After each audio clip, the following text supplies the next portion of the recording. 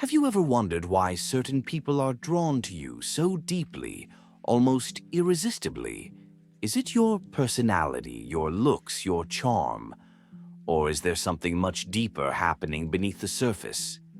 Carl Jung, one of the most influential psychologists of the 20th century, believed that love is far from random. In fact, according to Jung, people fall for you for just two profound reasons, both rooted deep within the hidden layers of the human psyche. In this text, we'll dive into Jung's fascinating ideas about love, projection, anima, and animus, and understand why people are magnetically drawn to you, not just because of who you appear to be, but because of what you awaken within them. We often think of love as a magical accident, a sudden spark that lights up without warning. But to Jung, even the most instant attraction follows a hidden order. What seems spontaneous is rarely random. It's the visible result of invisible forces, years of emotional development, unprocessed wounds, and unmet needs shaping our inner world. Behind every powerful connection lies an architecture, silent, invisible, subtly guiding us towards some people and away from others. This brings us to Jung's idea of projection. Each of us carries hidden images within, fragments of who we are, who we once were, or who we long to become. These images are often repressed, denied, or buried deep in our unconscious. But they don't disappear. They wait, seeking expression, often through the people we meet. When we encounter someone who mirrors these hidden fragments, we feel a pull that seems almost magical. But in truth, we're not seeing the person as they are. We're seeing the reflection of ourselves through their presence. Imagine someone who has lived cautiously, afraid to express themselves emotionally. When they meet someone bold, expressive, and free, they may feel deeply captivated. This feeling goes beyond simple admiration. It's resonance. The other person embodies something dormant within them, a possibility waiting to awaken. The attraction is real, but the deeper force behind it is the unconscious longing for growth. And it works both ways. Someone may fall for you not because of your visible traits, but because you represent, unconsciously, something they feel is missing within themselves. A quality, an emotional tone, an energy they are seeking, often without realizing it. You become a missing piece, a living symbol of unrealized potential. You represent something the other person feels is missing within them. It's not just that opposites attract, it's how opposites reveal what is hidden or incomplete inside us. A rational thinker might fall for someone deeply emotional. An introvert may feel drawn to a vibrant extrovert. An organized soul may find themselves fascinated by someone wild and free. But there is a risk. If the person does not realize that what they admire in you is something they must cultivate within themselves, they might cling to you out of unconscious need, not true love. And when that need shifts, or when your real, imperfect humanity breaks the idealized image, the attraction can fade as quickly as it appeared. This is the trap of projection. It creates an illusion of connection that reality often cannot sustain. When the illusion collapses, so too does the love built upon it. But Jung's ideas go even deeper. Beyond projection, he introduced the powerful concept of anima and animus. Every man, Jung said, carries within him an unconscious image of the feminine, his anima. Every woman carries within her an unconscious image of the masculine, her animus. These are not random preferences or social roles. They are deep archetypal figures shaped by early relationships, especially with parental figures, and by the collective symbols of masculinity and femininity humanity has carried through myths, stories, and cultures.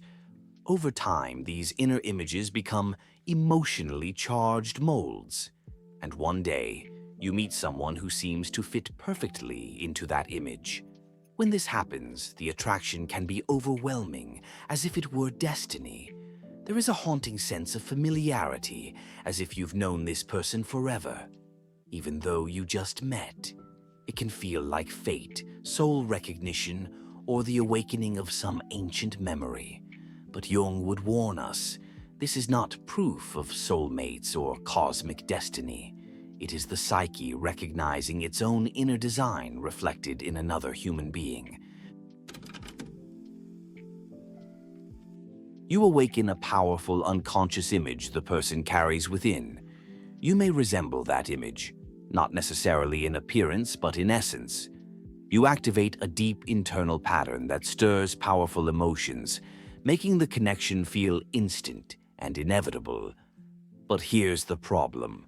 When someone falls for an unconscious image projected onto you, they are not truly seeing you. They are seeing a fantasy, a sacred idea they have unconsciously carried for years.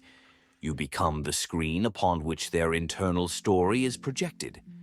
And as your real self emerges, with contradictions, humanity, and complexity, the fantasy starts to crumble. What once seemed divine now seems confusing. What once felt perfect begins to feel complicated. Conflicts arise, disappointments surface, and the love based on illusion begins to fall apart. This explains why so many intense relationships start in euphoria and end in pain. They were not built on mutual understanding, but on archetypal projection. And no real human can embody an idealized archetype forever. Despite the pain and confusion projection can bring, Jung did not see it as a failure. Quite the opposite. He believed it was an essential part of our growth. Love is not just an emotional experience, it's a catalyst for transformation. Every person we fall for becomes a mirror. Some reflect our hidden potential, others reveal our deepest fears, some awaken our creativity, others expose our insecurity. But all serve the same deep purpose: to accelerate our journey of individuation, the process of becoming whole. When someone falls for you, they may think they're seeing something magical in you, and in a way, they are. But the true magic lies in what you awaken within them. You are not just a person, you are a symbol, a turning point, a psychological invitation to evolve. And the same is true for you.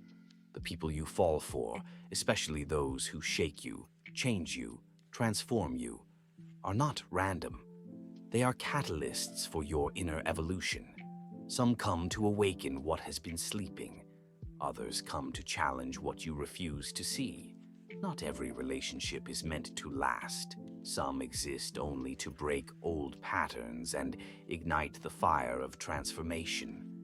Jung called these encounters synchronicities, deeply meaningful events, even if they seem disconnected logically.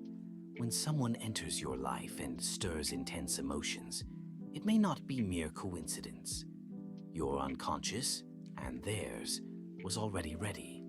And the meeting itself is a sign that change has already begun.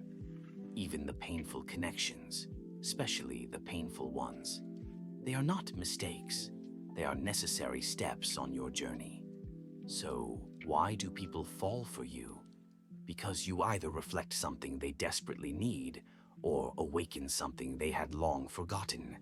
In both cases, love is not entirely about you.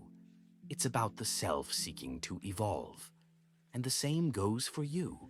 You fall for those who mirror your missing parts, those who, consciously or unconsciously, hold the key to your next chapter of growth. But if you don't recognize these patterns, you risk getting stuck, repeating the same stories, falling for the same types, chasing the same illusions.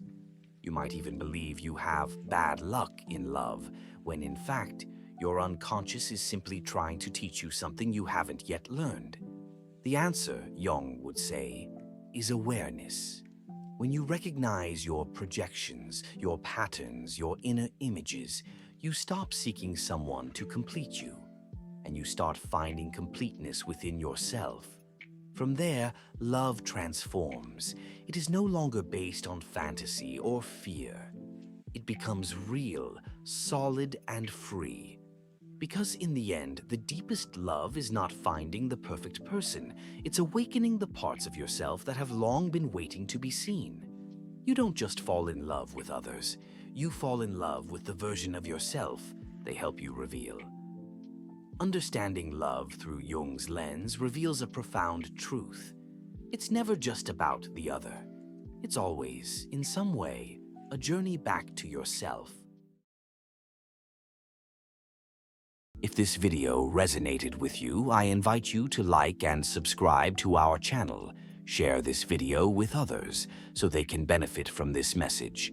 And don't forget to leave a comment below, sharing your thoughts, reflections, and experiences. Thanks again for watching and for joining me. Take care and see you soon.